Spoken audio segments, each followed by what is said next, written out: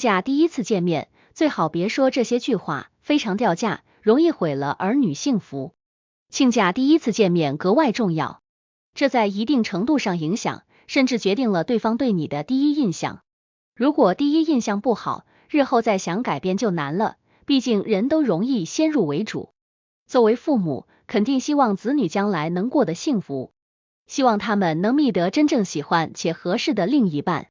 如果你的出发点也是这样，那在跟未来亲家第一次见面时，就别说以下3句话，真的很掉价，一不小心就有可能毁了儿女的幸福。1. 能遇到我们家孩子是你们的福气。在父母心里，自己的子女永远都是最好的，但这种事自己心里知道就行了，没必要宣之于口。从你说出来的那一刻，就已经被别人看扁了，别人会觉得你太过高傲，有些看不起他们。老王就犯过这样低级的错误，他的儿子是研究生，而儿子找的女朋友只是个普通大专，他一直觉得他配不上自己儿子，以至于跟未来亲家见面时，一时情急来了句，能遇到我们家儿子是你们的福气。当时他没想那么多，但对方听到后满脸不悦，一顿饭没吃几口就走了。后来坚决让女儿分手，说这样的家庭不能嫁。儿子因为这件事跟自己大吵一架，老王觉得十分后悔，没想到随口一句话竟有这么大的杀伤力。如果再有一次机会，必然会谨言慎行。这种言辞不仅让对方觉得不被尊重，还会让他们感到你对自己的子女有着过度的自豪感，甚至有些自大。每个家庭都有自己的骄傲和自豪，如果你一开始就表现出对自己子女的过分自信，甚至贬低对方，这只会让两家人的关系变得紧张。你可能认为自己的子女很优秀，但对方也一定有他们的优点和长处。尊重对方的家庭和子女，才能赢得他们的尊重和认可。2. 以后要把我们当成亲生父母一样看待。生活中有些父母总是操之过急，对方还没进门呢，就想着让他尽到一定的义务，殊不知这会给对方留下很差的印象。特别是独生子女家庭，在子女婚嫁的问题上，尤其注意将来养老的问题。他们很在意未来女婿或未来儿媳会不会将自己当成亲生父母一样对待。可在意又有什么用呢？人都是将心比心的，如果你对他足够好，他必然会有所回报。这不是强行要求对方就能解决的，反而会因为你的不识礼数而将对方越推越远。如此得不偿失，又是何必呢？这种要求不仅显得过于急切，还会让对方觉得你对他们有过高的期望和要求。亲情是需要时间和相处来建立的，不是靠一句话就能实现的。每个人都有自己的生活和家庭背景，期待对方立刻把你当成亲生父母一样看待，是不现实的。相反，尊重对方的独立性和个人空间，慢慢建立起彼此的信任和感情，才是长久之计。举个例子，小李的父母在第一次见未来亲家时，就提出了以后要把他们当亲生父母看待的要求。对方虽然表面上答应了，但心里却觉得压力很大，觉得小李的父母太过强势。结果，两家的关系一直不太融洽，小李和对象的感情也受到了影响。反观小王的父母，他们在第一次见未来亲家时，表现得非常尊重和友好，没有提出任何过分的要求。两家人相处得非常愉快，小王和对象的感情也越来越好。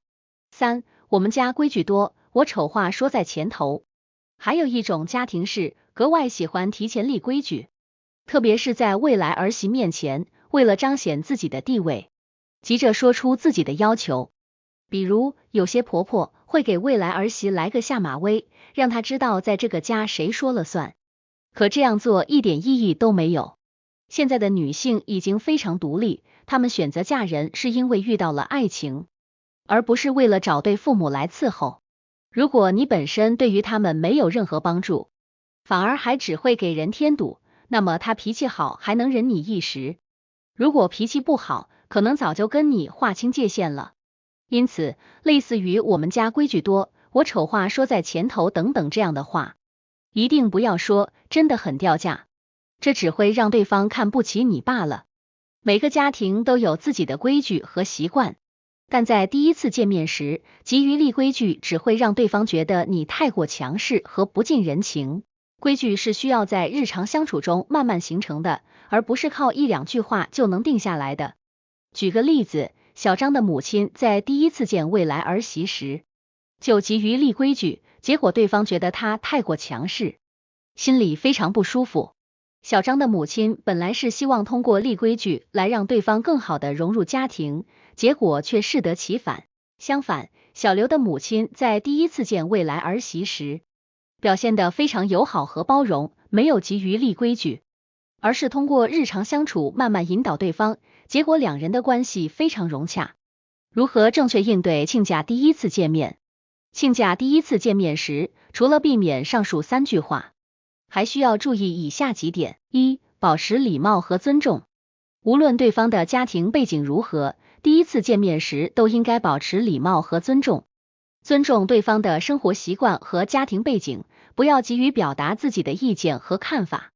通过友好的交流，建立起初步的信任和好感，为以后更深入的交流打下基础。2、关注共同话题。第一次见面时，可以多关注一些共同的话题，比如子女的兴趣爱好、工作情况等。通过共同话题拉近彼此的距离，增加交流的机会，避免谈论一些敏感话题，比如政治、宗教等，以免引起不必要的争论和不愉快。3、表现出对未来的期待。第一次见面时，可以适当表达对未来的期待，比如希望两家人能够和睦相处，共同支持子女的婚姻等。通过积极的态度，传递出对未来的美好期望，增加彼此的信任感和认同感。4、保持适度的距离。第一次见面时，保持适度的距离也是非常重要的，不要过于亲密，也不要过于疏远。通过适度的距离，既能表达出对对方的尊重，又能保持自己的独立性，为以后的相处留有余地。亲家见面中的语言艺术。亲家第一次见面时，语言的使用尤为关键。正确的语言表达不仅能够传递出你的友好和尊重，还能有效避免不必要的误解和冲突。以下，我们将从语言艺术的角度，探讨亲家见面时的语言使用技巧。语言艺术的应用。掌握了基本的语言表达技巧，如何在亲家第一次见面时有效应用这些技巧，是一个值得探讨的问题。以下是一些具体的应用建议。1、见面时的问候。见面时的问候是语言表达中的第一个环节。通过友好的问候，可以展示出你的礼貌和尊重。比如，可以说您好，很高兴见到您。通过简单而真诚的问候，拉近彼此的距离。2、用餐时的交流。用餐时的交流是亲家见面中的重要环节。在用餐时，可以通过一些轻松和友好的话题，增加交流的顺畅度。